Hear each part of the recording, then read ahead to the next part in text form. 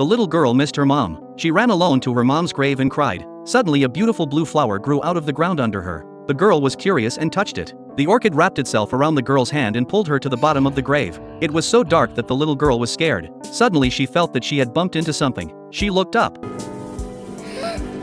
The next moment, the skeletons were playing musical instruments. Before the little girl could recover, a whole row of colorful lanterns were lit up on the other side. As if to welcome the little girl's arrival, the skeleton picked up the orchid on the ground and put it to his ear, then dragged the girl to the dining table. The girl was so scared that she tried to run away, but the skeleton calmed her down. She picked up a fruit knife and instantly carved a cantaloupe into a beautiful flower. The little girl became even more frightened and stood up to run away, but she was blocked by the skeleton. Then it started to throw all kinds of food. The more the food was piled up, the more it was about to fall over. The skeleton took the girl on a skating trip. Luckily, the girl hugged a big balloon in time, but the balloon was also full of skulls. The little girl suddenly fell and ended up in the skeleton's arms. The skeleton gently put the little girl down. Then she blindfolded herself and took off her arms and started to play the wooden horse. The little girl giggled at the awkwardness of the performance. She followed Skeleton's example and broke off a piece of the skeleton frame and aimed it at the wooden horse, striking it once. She finally let go of her guard and had fun. With Skeletor as her guide, she put on some lovely makeup and put on her favorite blue dress. Together they appeared at the ball. The moment she turned around,